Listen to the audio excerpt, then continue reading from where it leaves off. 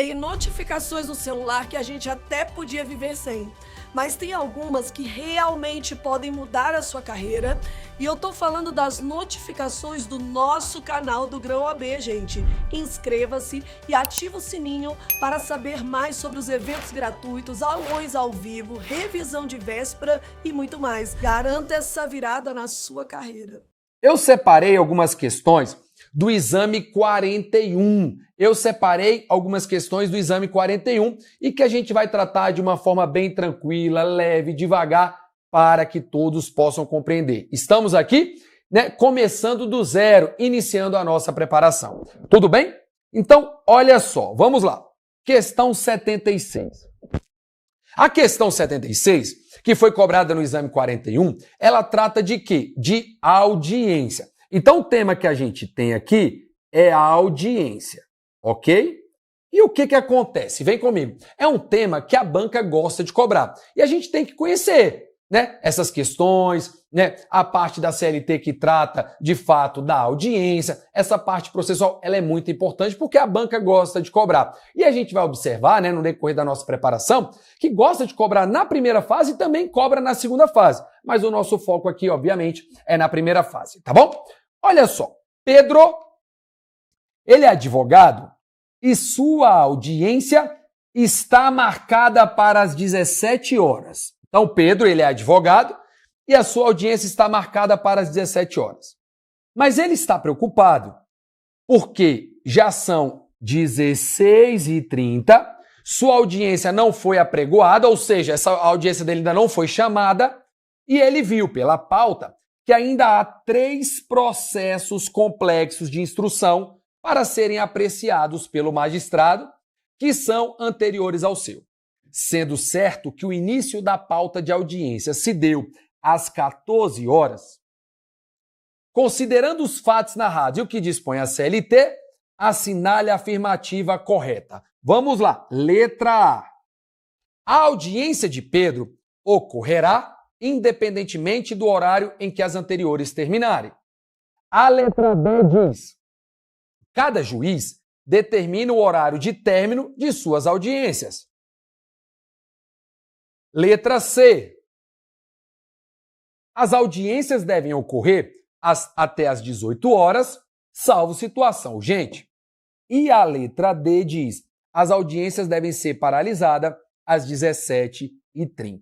Então, estamos diante de uma situação em que Pedro, que é um advogado, vem comigo aqui, a audiência dele está marcada para as 17 horas. Acontece que já são ali 16h30, ele verificou na pauta de audiência que tem mais 3 audiências antes da dele e processos complexos, provavelmente a audiência dele não vai começar no horário das 17 horas. E aí a questão quer saber qual é o horário, Qual é o horário das audiências. No processo do trabalho, como que funciona? Qual é o horário determinado para a realização das audiências? Ou será que, de fato, o juiz, cada juiz que organiza a sua pauta, o seu horário de início e término das audiências? E quando a gente está estudando audiência, horário das audiências, o que acontece? Eu já coloquei até aqui para a gente, olha, para facilitar o estudo. Olha o que diz o artigo 813. Olha o que diz o artigo 813 da CLT. As audiências dos órgãos da Justiça do Trabalho serão públicas e realizar-se-ão na sede do juiz ou tribunal, em dias úteis, previamente fixados, atenção com isso aqui, entre 8 e 18 horas, não podendo ultrapassar 5 horas seguidas, salvo quando houver matéria urgente. Então, quando a gente fala de audiências, qual é o horário? Das 8 às 18 horas. É o período já determinado por lei. Ou seja, cada juiz vai poder organizar o seu horário? Não, porque a própria CLT, no artigo 813 caput, não, pode deixar aqui comigo. O próprio artigo 813 caput da CLT diz que as audiências elas serão realizadas das 8 às 18 horas. Tá? Entre, então, 8 e 18 horas. Detalhe que a mesma audiência, em tese, não vai poder ultrapassar 5 horas seguidas. É o limite do tempo da audiência, 5 horas seguidas. Agora, detalhe, salvo, obviamente, joga na tela, salvo quando houver matéria urgente. Porque imagina uma situação, Rosenberg está lá na audiência, uma discussão complexa, um processo complexo. Ora, aí vai dar lá, computou lá 5 horas ou coisa do tipo, o juiz vai finalizar, não, mas é uma matéria urgente, precisa ser decidida ali, então é uma matéria complexa. Então, como exceção, pode ultrapassar 5 horas seguidas, tá? Mas a regra, 5 horas, salvo matéria urgente. Tudo bem? Tranquilo? Volta para cá. O parágrafo primeiro, e aí a gente já vai estudando um pouquinho mais, né, do tema. Olha o parágrafo primeiro do artigo 813. Em casos especiais, ou seja, de forma excepcional, poderá ser designado outro local para a realização das audiências. Por que poderá ser? Porque, em regra, onde que elas vão acontecer? Na sede do juízo ou tribunal. Mas, em casos excepcionais, poderá ser designado outro local para a realização das audiências, mediante edital afixado na sede do juiz ou tribunal, com antecedência mínima de 24 horas. Então, tem de ser publicado, tem de ser informado com antecedência mínima de 24 horas. Tudo bem? Aí o parágrafo segundo, apenas para a gente fechar, sempre que for necessário, poderão ser convocadas audiências extraordinárias, observado o prazo do parágrafo anterior. Qual é o prazo do parágrafo anterior? 24 horas para a convocação de audiências extraordinárias. Tudo bem? Mas, simplesmente com o artigo 813 caput, a gente já responderia a questão. Vamos voltar? Olha o que diz a letra A. A audiência de Pedro ocorrerá independentemente do horário aqui em que as anteriores terminarem? Não é bem assim, porque tem o limite das 8 às 18. Letra B. Cada juiz determina o horário de término de suas audiências? Também não. Não é ato discricionário. O juiz não pode determinar, cada juiz organizar, porque a própria lei já traz o horário. C. As audiências devem ocorrer até às 18 horas, salvo situação urgente. Perfeito. Perfeito. Gabarito letra C. Tá bom? Letra D. As audiências devem ser paralisadas às 17h30? Não, porque a gente viu 18 horas, beleza? Joga aqui comigo. Eu já vi que a nossa amiga Ruth está participando e colocou letra C. Eu vi que o Gabriel Souza colocou letra C. A Ângela acabou colocando ali a letra D. Não, Ângela, porque o horário dá até às 18 horas, salvo situação urgente, que aí, de fato, situação urgente vai poder ultrapassar também. Então, gabarito letra C. Muita atenção com isso. Agora, quer uma informação a mais? Estamos começando do zero, mas a gente precisa saber de algumas pegadinhas de prova. Volta para cá. Olha só, eu coloquei aqui uma informação. Cuidado. Aqui no 813, a gente falou dos horários das audiências. Mas e os atos processuais? Olha essa situação. Eu vou até colocar o marca-texto aqui. Olha o que diz o artigo 770 com relação, né, ao horário, né, da prática dos atos processuais. Olha só, artigo 770. Os atos processuais serão públicos, salvo quando o contrário determinar o interesse social. Então, os atos processuais praticados serão públicos, salvo quando o contrário determinar o interesse social. E realizar-se-ão nos dias úteis também, assim como as audiências, das 6 às 20 horas. Então, o que eu quero chamar a atenção dos senhores aqui? Porque a audiência entre 8 e 18. Os atos processuais, eles serão realizados em dias úteis também, das 6 às 20 horas. Então, muito cuidado com isso, do horário das audiências e da prática dos demais atos processuais, das 6 às 20 horas. E olha o que diz o parágrafo único, com essa última observação. A penhora poderá realizar-se em domingo ou dia feriado, mediante autorização expressa do juiz ou presidente. Por que isso? Porque no caput do artigo 770, que trata dos atos processuais, a gente percebe que eles serão realizados em dias úteis, das 6 às 20 horas. Mas o ato da penhora poderá, volta para cá, ser realizado em domingo ou feriado. Só que para que a penhora seja realizada em domingo ou feriado, precisa o quê? De autorização. Qualquer autorização do juiz ou presidente? Não, Cris. Autorização expressa. autorização clara, de modo que, com essas observações todas, gabarito letra C de casa. Tudo bem? A Ângela já colocou um joinha ali, de fato agora entendeu, né, Ângela? O porquê deu gabarito C a letra C, e eu tenho certeza que nossa amiga Ângela agora já não vai errar mais a questão do horário das audiências. Lembrando, muito cuidado com isso, o horário das audiências e da prática dos demais atos processuais, tá bom? Tranquilo? Volta para cá. Essa questão 77, eu vou pular ela nesse momento, porque ela acaba que fica um pouquinho mais complexa, então a gente tem outras questões para debater, e eu quero tratar com vocês da questão que foi a questão 78 dessa prova, e ela cobra o quê? Ela trata dos recursos. Dos recursos. E, obviamente, pessoal, não resta dúvida de que a banca FGV ela gosta muito de cobrar recursos.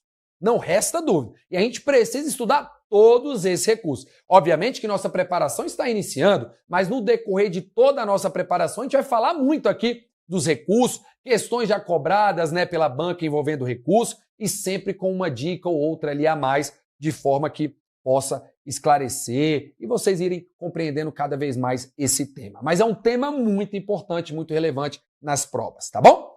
Então, recursos. Eu já vou adiantar para vocês a questão aqui do prazo. Eu já vou adiantar aqui. Prazo dos recursos trabalhistas. 8 dias. Pronto, matamos. Essa é a regra. Exceto embargos de declaração, 5 dias. Então, agora já não tem mais como a gente errar. Vem comigo aqui. Prazo dos recursos trabalhistas, 8 dias. Exceto embargo de declaração, 5 dias. Acabou. Agravo de instrumento, 8 dias. Agravo de petição, 8 dias. Recurso ordinário, 5 dias. Recurso de revista, 8 dias. Recurso de embargos, que não se confunde com embargo de declaração. Recurso de embargos no âmbito do TST, 8 dias. Acabou, matamos. 8 dias é a regra dos prazos dos recursos trabalhistas. Exceto embargo de declaração, 5 dias. Com relação ao prazo, a gente já matou. Agora a gente volta para a questão. Olha só, em sede de reclamação trabalhista, a decisão deferindo horas extras para o autor transitou em julgado. Então temos uma decisão que já transitou em julgado. Se já transitou em julgado, vamos iniciar o quê? A fase de execução. A fase de execução. Após a liquidação da sentença e fixado o débito em R$10.000, a sociedade empresária que é ré foi intimada a pagar. Beleza. Ocorre que você, advogado da sociedade empresária ré, entendeu que os valores estavam incorretos. Seu cliente teve um veículo penhorado para garantir a execução. Você apresentou embargos à execução tempestivamente, contestados pela parte contrária. O juiz julgou improcedente sua alegação e manteve o valor, ou seja, julgou improcedentes os embargos à execução que foram, né, de fato ali apresentados por quem? Pela sociedade empresária. Você está, vem comigo aqui, como advogado da sociedade empresária. Atenção também, estamos começando do zero. A gente precisa falar alguns detalhes importantes. A banca, ela gosta de cobrar esse tipo de questão. Ela gosta de colocar vocês na condição de advogado ou advogado. E aí, seja da parte autora, seja da parte, né, reclamada ali, da parte ré, da parte recorrente, da parte recorrida. Então, muita atenção com esse tipo de questão, tá bom? Volta para cá. Então, o juiz julgou improcedentes os embargos da execução. Seu cliente, que é a sociedade empresária, lhe perguntou se haveria mais alguma medida para discutir o valor. Admitindo que você foi notificado da decisão na data de ontem e que ela não contém nenhum vício processual formal, assinale a opção que indica o recurso cabível. E por que é importante essa informação aqui, ó? E não contém nenhum vício processual formal. Em regra, o que a banca está querendo colocar aqui, ó? Não cabe embargo de declaração, não. Não tem qualquer vício à decisão aqui para que você pudesse ali interpor embargo de declaração, querer discutir ali alguma omissão, contradição, algum vício daquela decisão. Tá bom? E aí, de fato, também nem coloca, volta para cá, nem coloca a opção dos embargos de declaração. O que a gente tem é dessa decisão que foi proferida pelo juiz da execução em sede de embargos à execução. Cabe o quê? Agravo de instrumento? Cabe o quê? Agravo de petição? Letra C, recurso ordinário? Letra D, recurso de revista. E aí? Como que funciona? Da decisão do juiz na fase de execução e aqui em sede de embargos à execução, cabe o quê? Porque, de fato, o que a parte vai pretender aqui é recorrer dessa decisão. Ele está insatisfeito com a decisão do juiz de primeiro grau na fase de execução, que, de fato, julgou improcedentes os embargos que foram apresentados pela sociedade empresária. E aí, qual é o recurso cabível? Eu falo em agravo de instrumento? Eu falo em agravo de petição? Eu falo em recurso ordinário? Eu falo em recurso de revista? Vamos por partes. Primeira coisa, quando eu tenho uma sentença, olha só, eu tenho uma sentença. O juiz de primeiro grau proferiu uma sentença. Vamos imaginar que estamos aqui na fase de conhecimento. Então, estamos na fase de conhecimento. Dessa sentença aqui, cabe o quê? Recurso ordinário. E quem vai julgar? E quem vai julgar? E quem vai julgar é quem? O TRT. Ok? Então, quem julga é o TRT. Na fase de conhecimento. Tudo bem? Cabe recurso ordinário. O grande problema é que a gente tem uma decisão, agora em sede de embargos à execução, só que essa decisão que a gente tem, vou colocar aqui, essa decisão, que foi proferida pelo juiz de primeiro grau, já é na fase de execução, pessoal.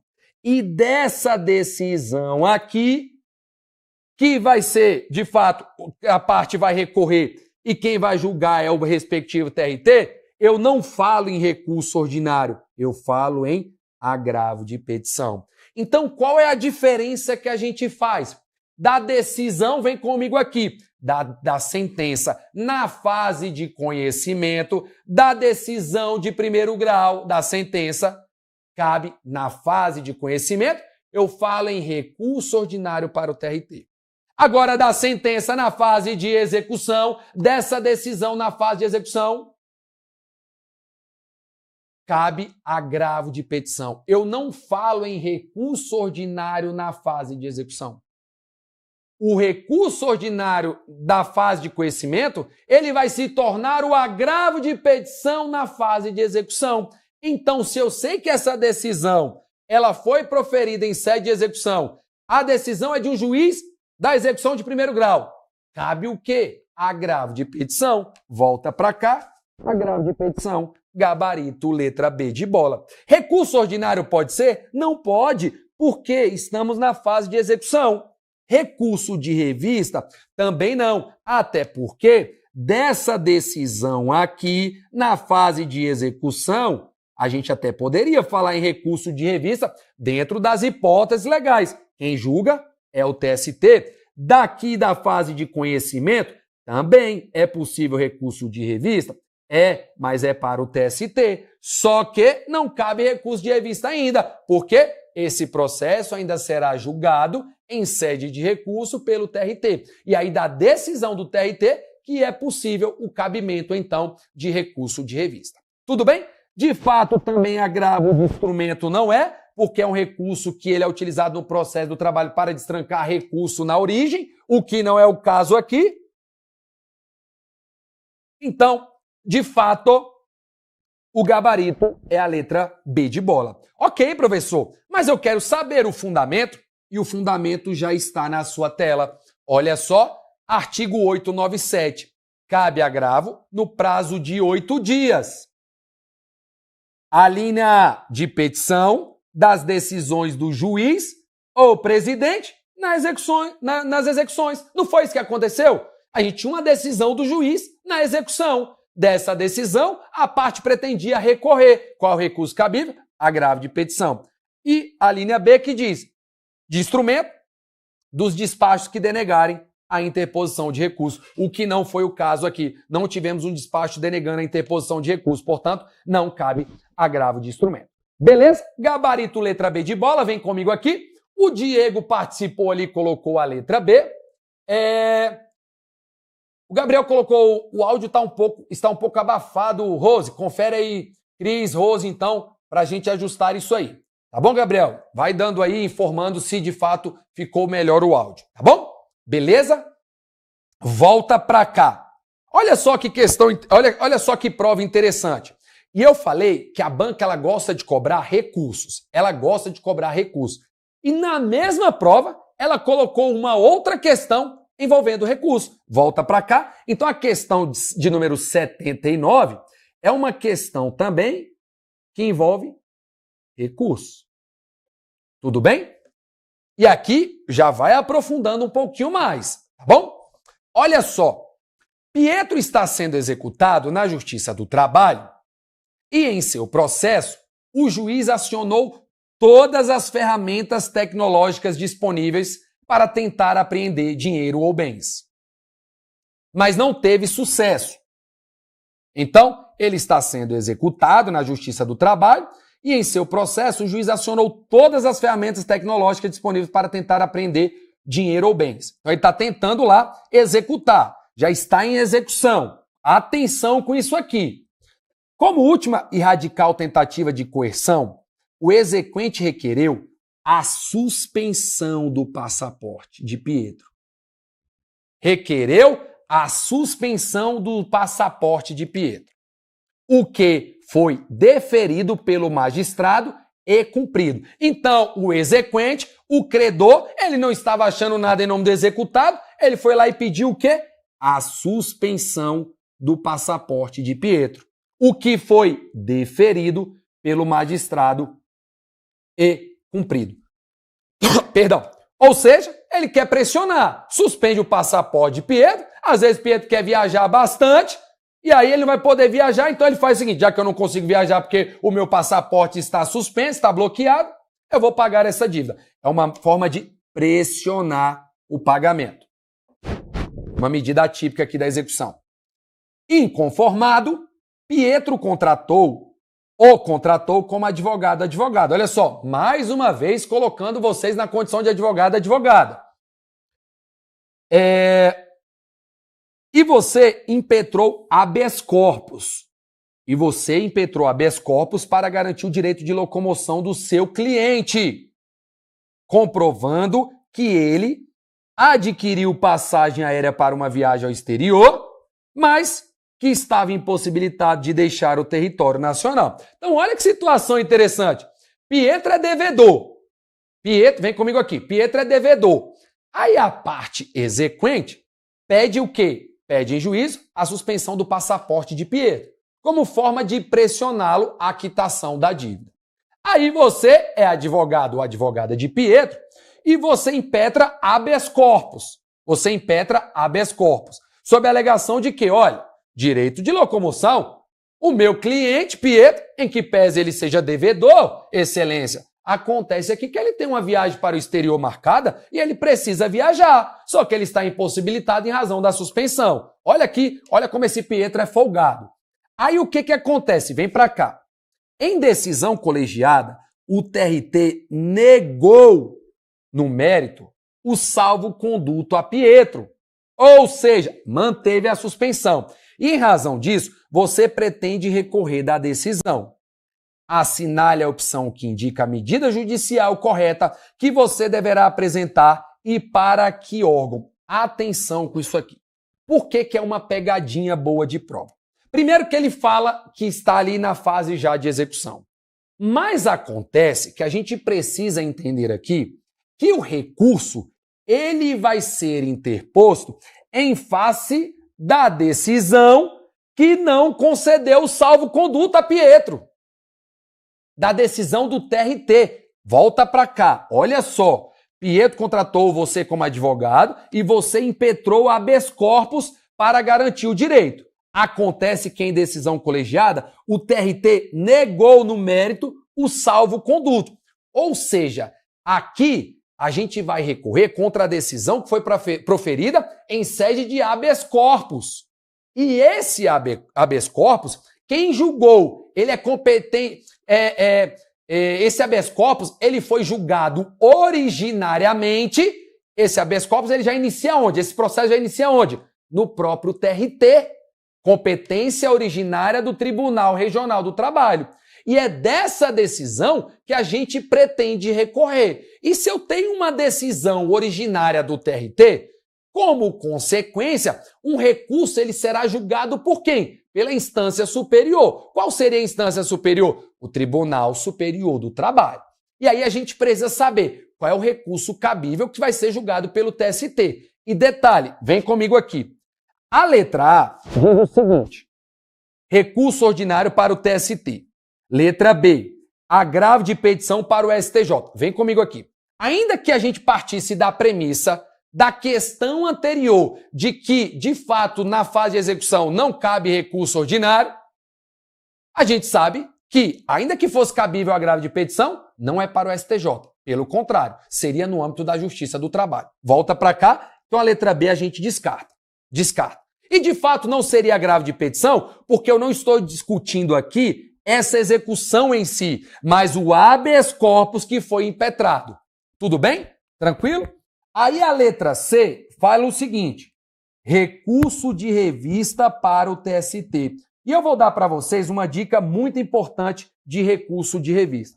Olha só, no processo do trabalho, vem comigo aqui, no processo do trabalho, só teremos o cabimento de recurso de revista quando a demanda, quando o processo ele for originário de vara do trabalho. Ou seja, quando ele iniciar na vara do trabalho. Isso quer dizer o quê? Vem comigo aqui. Vamos imaginar que minha amiga Cris resolveu ajuizar uma reclamação trabalhista, não contra o GRAM, mas contra o seu antigo empregador. Essa reclamação trabalhista, ela vai iniciar onde? Na vara do trabalho. Aí vai ter, claro que aí o processo vai tramitar, temos aqui a sentença. Dessa sentença cabe o quê? Recurso ordinário. Para quem julgar, TRT. TRT julgou, dessa decisão cabe recurso de revista para quem? Para o TST. A gente viu que se for na fase de execução, temos a decisão, dessa decisão cabe agravo de petição para o TRT. Dessa decisão do TRT pode caber recurso de revista. Ou seja, as demandas iniciando na vara, no juiz de primeiro grau. Aí é possível o cabimento do recurso de revista. Agora tem um detalhe. Quando o processo é originário de Tribunal Regional do Trabalho, vem comigo aqui, quando o processo já começa no TRT, dessa decisão aqui, que a gente vai interpor recurso para o TST, não fala em recurso de revista. Não fala em recurso de revista. Dessa decisão aqui, a gente vai pensar em recurso ordinário para o TST. Em outras palavras, anotem aí. Nós teremos, na verdade, no processo do trabalho, teremos a possibilidade de um recurso ordinário ser julgado pelo Tribunal Regional do Trabalho, quando o interposto em fase de uma decisão de primeiro grau, e temos a possibilidade de um recurso ordinário ser julgado pelo próprio TST, quando de fato, está ali a parte recorrendo de uma decisão originária do próprio Tribunal Regional do Trabalho, quando o processo for de competência originária do Tribunal Regional do Trabalho. Então, o recurso ordinário no processo do trabalho, ele poderá ser julgado pelo TRT ou pelo TST. Volta para cá. Então, quando a gente fala de recurso de revista, fora, porque a impetração, né? A impetração de habeas corpus, ela se dá diretamente no TRT. Então, competência originária. Então, cabe a RO. Letra D. Agravo de instrumento para o TRT? Também não, claro que não. De fato, gabarito, letra A. E eu até gostei ali, a minha amiga Ruth colocou, o STJ não é órgão da Justiça do Trabalho. Não tem recurso para o STJ. Tudo bem? Tranquilo, pessoal? Ficou claro? E aí, a fundamentação é o artigo 895, inciso 2, que diz: cabe recurso ordinário para instância superior, olha só, instância superior das decisões definitivas ou terminativas dos tribunais regionais, que foi o caso, que julgou, né, o habeas corpus, em processo de sua competência originária, que é o caso do habeas corpus, no prazo de 8 dias, quer nos dissídios individuais, quer nos dissídios coletivos. Tudo bem? Então está aí a fundamentação, gabarito, letra A. Beleza? Gabriel até colocou a letra A, participou ali. E, enfim, já ajustamos aqui o microfone, né, Gabriel? Agora acho que ficou tudo ok. Tá bom?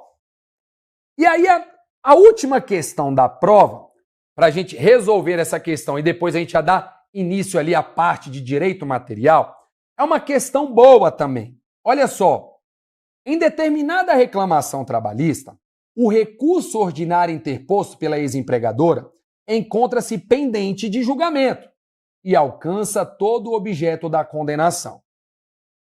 Para agilizar o procedimento, o reclamante iniciou a execução provisória do julgado. Olha que interessante. A gente fala na execução definitiva, né? Quando o processo já transitou em julgado, inicia a fase de execução, a execução definitiva. Mas é possível aí que o processo ainda esteja ali na fase de conhecimento e, de forma paralela, a parte ali já vai iniciando a execução. Mas aí ela não é definitiva, porque o processo ainda está em curso, o processo de conhecimento já inicia a execução provisória, já vai adiantando o caminho, tudo bem? Apresentando os cálculos de liquidação pertinentes que foram submetidos à análise do adversário, da contadoria do juízo e depois homologados por serem reputados corretos. Então, inclusive, a execução provisória já contou com a homologação dos cálculos pelo juiz. Já passou pela contadoria, pelas partes e o juiz homologou os valores. O juiz concedeu 48 horas para que a sociedade empresária depositasse a quantia nos autos, o que foi cumprido. Então, olha que sociedade empresária boa.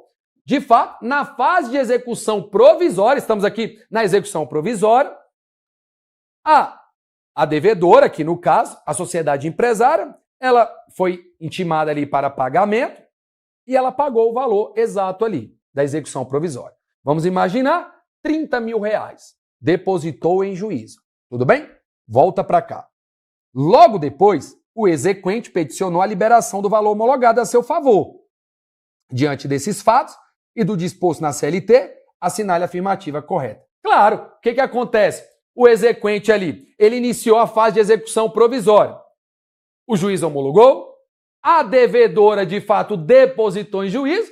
É claro que o trabalhador ou a trabalhadora, o exequente ou a exequente, viu lá na conta do juiz os 30 mil reais já depositado. O que ele fez? Ele quer receber, ele já quer adiantar o pagamento. Mas lembrando que estamos na execução provisória, porque esse processo está pendente ainda de julgamento na fase de conhecimento. Tá bom? Volta para cá. E aí, com relação ao requerimento de liberação, a letra A diz assim: inviável a pretensão de liberação, porque a execução provisória fica limitada ao bloqueio à penhora. Letra B. É possível a liberação desde que o trabalhador assine um termo de compromisso, garantindo que devolverá a quantia caso a decisão seja revertida pelo tribunal. Letra C. Tendo crédito trabalhista natureza alimentar, o juiz poderá liberar o valor sem qualquer condição. Letra D. Na Justiça do Trabalho, como regra, os recursos têm efeito suspensivo, de modo que não é possível a execução provisória, havendo evidente falha do juiz. E aí, com relação a essa pretensão, será que o exequente, nesse caso, ele tem direito de receber essa quantia, de ir lá e sacar esse valor, o juiz liberar esse valor, ou não? E outra situação, será que cabe execução provisória no processo do trabalho ou não cabe? Enfim, quando a gente se depara com essa situação, olha como ela é simples, vem para cá. Bastava conhecer a redação do artigo 899. E o artigo 899 da CLT é o dispositivo que impõe limite à execução provisória. Olha só, os recursos serão interpostos por simples petição e terão efeito meramente devolutivo. Vem comigo aqui. Então, em regra, No processo do trabalho, os recursos não têm efeito suspensivo. Pelo contrário, a regra é efeito meramente devolutivo, ou seja, apenas devolve a matéria para a instância superior, ou seja, efeito meramente devolutivo e não suspensivo. Então, só com essa parte inicial, volta para cá, a gente já descarta a letra D, porque ela fala que tem efeito suspensivo. Não tem efeito suspensivo. Salvo as exceções previstas neste título, claro, permitida a execução provisória até a penhora. Então, no processo do trabalho, é possível a execução provisória assim, de forma paralela. Então, o processo de conhecimento está correndo aqui e a execução provisória vai correndo do lado, já adiantando a situação do processo. Só que o juiz não libera esse valor. A execução provisória, ela vai até a penhora. Penhorou, garantiu lá, já foi depositado, parou a execução provisória. Vai até ali, ele não vai liberar. Ah, mas e se o exequente assinar um termo de compromisso? Claro que não. O exequente, precisando do dinheiro, vai receber. Sabe lá se reverter essa adesão na fase de conhecimento? Como que esse exequente vai pagar? Como que esse trabalhador vai devolver essa quantia? Claro que não. Então já está lá depositado, está em juízo, penhorado, garantido, ficou tudo certo. Finalizou a execução provisória. Tá bom? Então volta para cá. Aí diz que a letra C fala que vai liberar em razão da natureza alimentar. Não importa, a gente sabe que os créditos trabalhistas, de fato, têm natureza alimentar. Mas seria muito arriscado, vem comigo aqui, Rose, o juiz liberar essa quantia. Porque se ele libera e essa decisão ela é modificada em sede recursal, como que fica? Como é que vai achar esse dinheiro na conta do trabalhador? Então, de fato, seria um risco e, de fato, a CLT veda isso. A execução provisória, ela se limita até a penhora. Tá bom? B, que diz aqui que é possível a liberação desde que assine um termo de compromisso. Esse termo de compromisso não valeria de nada. Até porque o trabalhador, diante ali de muitas vezes da necessidade, ia fazer o quê? Ia gastar o dinheiro e, de fato, não ia ter como devolver. Letra A, inviável à pretensão, porque a execução provisória fica limitada ao bloqueio ou à penhora. Perfeito. Inviável à pretensão de liberação, porque a execução provisória fica limitada ao bloqueio e à penhora. E já foi feito. Já foi depositada a quantia. Já está ali a penhora. Então, o limite é até a penhora. Beleza, galera? Tranquilo? Vem comigo aqui. Então, o que acontece? A gente finaliza a parte de processo e agora a gente inicia a parte de direito material. Tudo bem? Então, muda a chavinha, esquece processo do trabalho e o foco agora é no direito material. Tudo bem? E olha só, tá, só confirmando, gabarito letra A,